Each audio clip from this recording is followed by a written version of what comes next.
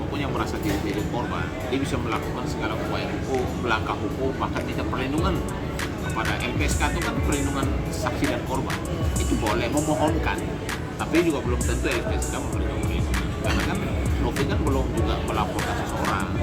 Kalau dia melaporkan seseorang lalu minta perlindungan ke sana, karena mungkin orang tersebut punya power, punya kekuasaan, dan bahkan bisa mengancam jiwanya, seseorang bisa juga mengambil satu langkah adalah minta perlindungan kepada lembaga yang memang melindungi saksi dan korban.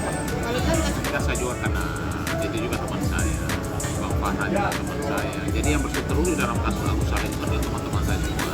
Intinya begini, yang perlu saya sampaikan bahwa di negeri ini tidak ada kepala hukum. Ya, siapapun itu, karena hukum itu adalah panglima, dan kita harus taat dan tunduk kepada hukum di Republik ini. Salah satunya adalah menghormati ada yang namanya penegakan hukum. Dan siapapun di negeri ini, siapapun dia, kalau dia merasa sebagai korban, dia boleh melakukan gugatan, melakukan laporan, atau melakukan segala upaya dan langkah hukum yang bisa memberikan dia keadilan. Dan kepada si orang yang dianggap terlapor itu adanya penegakan hukum. Itu kan yang selama ini dilakukan oleh setiap orang, karena kita anggap bahwa hukum ini adalah panglimanya. Paling tertinggi di negeri ini adalah hukum. Kembali lagi, kan ini ada lembaga, boleh dong semua. Kamu juga wartawan boleh datang ke LPSK, minta yang namanya mungkin advice, minta perlindungan. Tapi itu dikasih atau tidak tergantung daripada hasil daripada penyelidikan daripada LPSK tersebut. Apakah memang butuh yang namanya perlindungan dari LPSK atau tidak. Tapi kan orang datang kan boleh-boleh saja. Kan orang datang kan belum tentu juga bisa langsung diterima sebagai orang yang harus diberikan perlindungan, kan begitu. Karena kan syarat-syarat untuk di LPSK untuk menjadikan seseorang menjadi saksi dan korban dilindungi, itu kan juga ada. Jadi kalau menurut saya, selama dia tidak intimidasi oleh power atau kekuatan yang besar, dia diancam dan lain sebagainya, saya rasa LPSK juga bisa saja menerima, bisa saja tidak, gitu. Jadi tidak ada persoalan. Silakan datang aja, mau ke Komnas Perempuan, karena memang dia merasa dia sebagai korban dan dia datang ke lembaga yang memang komisi yang melindungi perempuan. Jadi yang dia datang itu lembaga yang tepat. Kalau bilang bahwa kita ini gagal dalam kemanusiaan, orang kalau memberikan donasi bantuan kepada seseorang, tidak boleh lagi kita minta sesuatu atau minta kembali dananya. Apa yang sudah kita berikan mendonasi kepada orang yang membutuhkan itu sudah selesai. Tapi kasus ini mencuat kemana-mana. Ya saran saya kan yang bersangkutan saya kenal semua nih. Ya sudah selesaikan secara kekeluargaan juga. Sudah kasus ini kan kasus kemanusiaan. Apa sih yang dicari dalam masalah ini? Kan tidak ada, akhirnya jadinya benturan kemana-mana. Akhirnya sesama rekan akhirnya saling berseteru.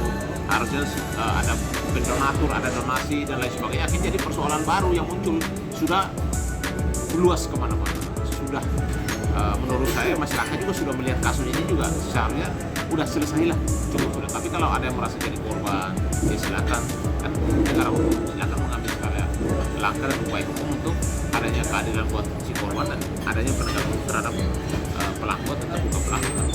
Salah atau tidak bersalah itu nanti dari putusan pengadilan. Semua orang itu tidak boleh kita katakan dia bersalah atau tidak. Ini kan baru laporan, belum tentu dia bersalah. Kan namanya kita harus memahami yang namanya sistem hukum Indonesia adalah praduga tak bersalah.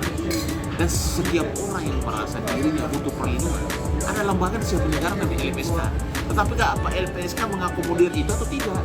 Karena LPSK pasti punya syarat-syaratnya. Orang yang harus diberikan perlindungan itu syaratnya harus terpenuhi atau tidak, gitu. Kalau tidak terpenuhi ya tidak juga diberikan perlindungan. Tapi kan pelecehannya seperti apa? Kan kita juga harus tahu. Kalau misalnya dari kata-kata, kalau pelecehan memang itu pelecehan secara fisik, ya, itu berbeda. Itu pelecehannya lewat media sosial, itu kan ada undang-undangnya, ada undang ITE gitu kan. Kalau kecuali fisik ya, fisik dan mengancam jiwa seseorang, LPSK wajib turun. Ini apakah Novi itu terancam jiwanya?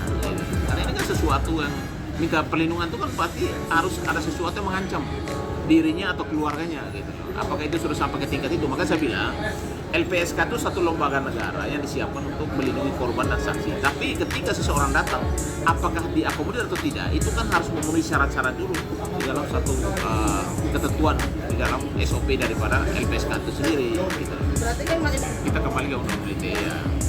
Kalau sudah merendahkan harta martabat orang,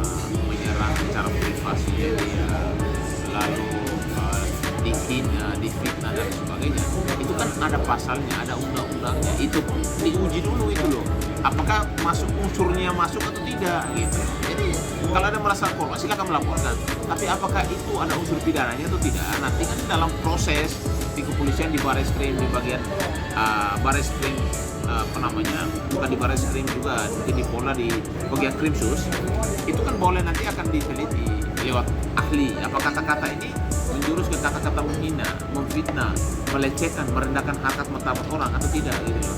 Kalau itu terpenuhi unsurnya, baru yang bersangkutan atau yang si terlapor tersebut akan ditingkatkan statusnya menjadi tersangka. Kalau tidak, ya otomatis kan kasusnya ini harus dihentikan.